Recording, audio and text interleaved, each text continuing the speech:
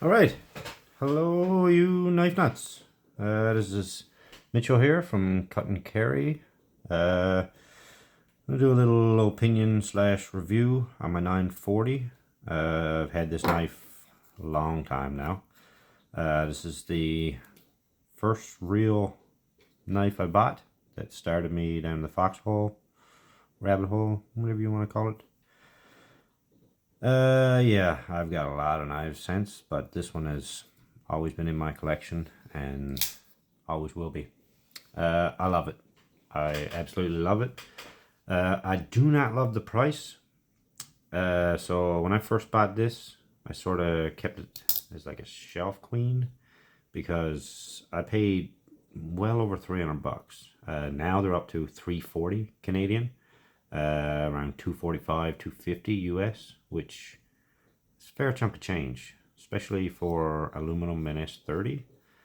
You know, that it was a bit hard to take this and just abuse it. You know, I'm a mechanic by trade, so this thing, if I'm carrying it, it's gonna be used, and you know, whether it's stripping wires, you know, cutting whatever, it's gonna be knocked around a bit. So it sat on the shelf.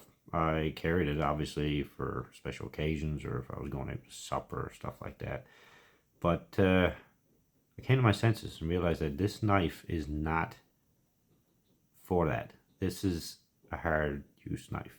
You know, this is meant to be used. Like, look at that tip, right? They made that tip durable for a reason, not so that you could take it out and cut a couple packages here and there. No, this is meant to be used. So I started using it, and it's great, I must say. No complaints, none. This is arguably my best Benchmade. When it comes to design, it's probably my favorite, but quality control on this one is great. You know, we have zero blade play, axis lock functions perfect. You know, the only blemishes that are on it are ones I've created, and not bad actually for the amount of carrying I've done. It is off center a bit, but you know, that's probably me taking it apart multiple times and not centering it up. That's minor, but I think arguably best version.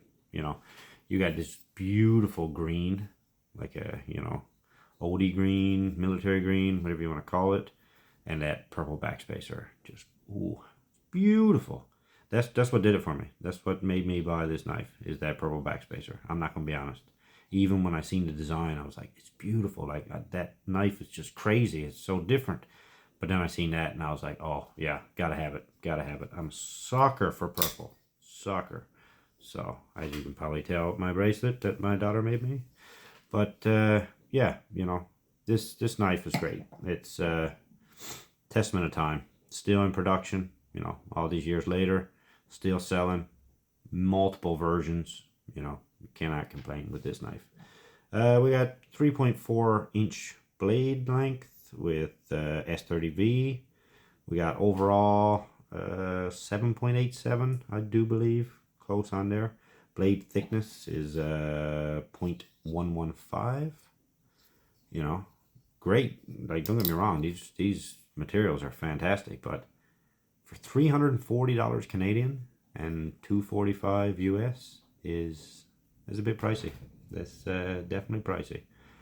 But you know, you're getting a great knife. Don't get me wrong. If you can and you want to purchase one, I am not telling you don't, because it's a lot of money, but it's a lot of knife. It's fantastic. You know, it's not the biggest slicer, but you know, when you are cutting stuff, you don't have to be like, oh, I wonder if I'm going to break the tip, or you know, I know you shouldn't be doing that anyway. You should just use your knife for that. But you know, when you're stuck in a circumstance and you need a little bit of prying, well, fuck it, why not? You know. So let's do some size comparisons. Let's go first with the classic, the Benchmade everyone knows and loves, or hates. Bug out, you know. Similar, definitely similar, you know. Handle's a bit longer, blade a little bit longer, But profile in the pocket, pretty similar. They're pretty good. Let's go Mini Adamas. Mini Adamas is chunkier, but you know, they're not that far off. Pretty much spot on. 3 of these, very close. Another Benchmade. Mini Crooked River, which is funny because it's bigger than all of these, well, longer. But yeah, if I could pick one of these Benchmades, I'm going 940. You know, I just love it. It's my style knife, I guess. Let's do some size comparisons with some Spydercos. Here we go. We got the pair of 3 in 15V, another great knife. And we have bigger PM2. This one's in Magna Cut. Yeah, so, you know, it's bigger, we'll say, but than the pair of 3, smaller than the pair of 2, but you know, it's slim. Like, look at the carry profile of these. Right, it is so slim in pocket. You know, when that's in your pocket, you barely notice it. There's only 2.9 ounces, so it's not like it's a big heavy beast by no means. This one actually is probably the best of my Benchmades. The action is great. Like, you know, I cannot complain about this action. There is no up and down play, very little side to side, but all my access locks have side to side play. You're not going to notice it. It's not going to make that big of a difference. Sometimes it bothers me a little bit, but that's only because why am I checking? You know, I check blade play all the time, and you know, you're going to get it with an access lock, but that doesn't mean the lock is not super secure and tough, because it is. It's not going to give out on you. The jimping here, to me, it's perfect. It's not too rough. It's not too grippy. You know, it's just enough that you got security there. You know that this knife is not going to slip out of your hands or whatever when you're using it. You know, and clip, yeah, I'm not the biggest fan of the clip, but you know, it works. Tension is definitely good. It's a bit hard to get in and out of the pocket of like your Levi's or something, but you know, it's not going to fall out of your pocket either, so that's a good thing. It's just beautiful. Like that green with the purple is, you know, perfect. I should try to get like some green thumb studs or purple thumb studs. That will probably make it really pop. But I haven't done anything with this knife. I've owned it for a good many years. I've took it apart, cleaned it a few times. It could definitely use another cleaning now, but I haven't done anything. I haven't even had to replace Omega springs. I have on the bug out. They broke, but for the most part, you know, Omega springs last a while. I probably fidget with that thing way too much, but this is a great knife, right? It's fantastic, and I guess that's how they justify this ridiculous price. You know, $340 Canadian. It's crazy, but when you get a knife that is this good, like, I'm not regretting paying that money for this knife, not at all. Would I buy a knife now that is $340 with aluminum and S30? I don't know. There's a lot of competition out there, and there's a lot of crazy stuff.